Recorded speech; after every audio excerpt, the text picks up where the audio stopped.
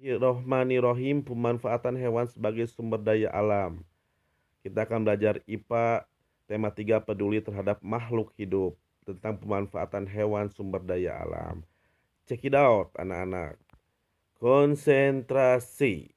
Hewan banyak dimanfaatkan oleh manusia sebagai bahan makanan, obat-obatan, dan dimanfaatkan tenaganya.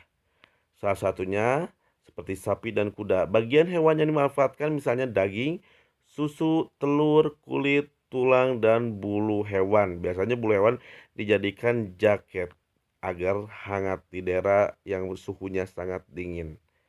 Selanjutnya, setelah mengalami pengolahan, bagian tubuh hewan dapat diolah menjadi sandang, pangan, dan produk kesehatan.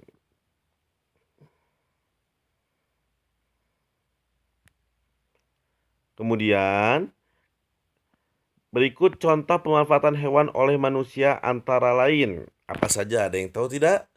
Satu, diambil telur dan dagingnya. Contohnya ayam, bebek, dan burung puyuh. Nah, biasanya kalau burung puyuh ada di tukang pecel lele. Dua, diambil daging dan tenaganya. Contohnya kerbau dan sapi dimanfaatkan untuk membajak sawah, ya. Tenaganya sangat besar, jadi bisa untuk membajak sawah. Lalu tiga, diambil serat kepompongnya. Contohnya ulat sutra dimanfaatkan untuk membuat kain sutra. Nah, sangat banyak sekali ya dimanfaatkan oleh manusia. Empat, untuk hewan peliharaan, contohnya ikan koi, kucing, kelinci, dan yang lagi viral, ikan cupang ya di masa pandemi ini. Jadi peliharaan manusia.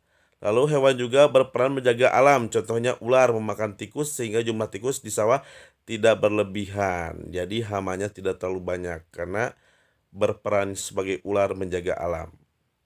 Kemudian, apalagi anak-anak, ular di sawah berfungsi menjaga keseimbangan alam, yaitu menjaga keseimbangan jumlah tikus dan tanaman padi. Wah, jadi ular juga seperti sahabat dari petani ya.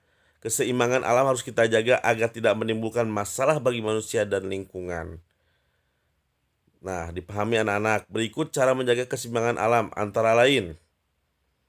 Satu, tidak memanfaatkan hewan secara berlebihan karena akan menyebabkan hewan tersebut langka atau bahkan punah.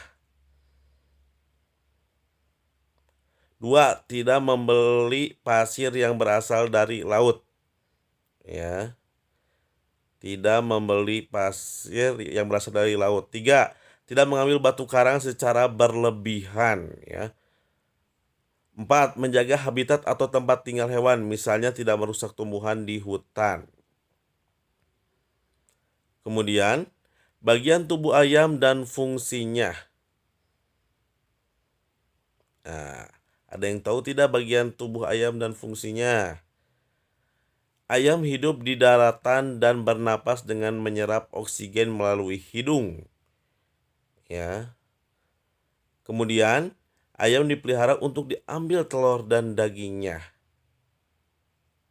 Lalu, ada yang tahu lagi? Setelah itu apa lagi anak-anak?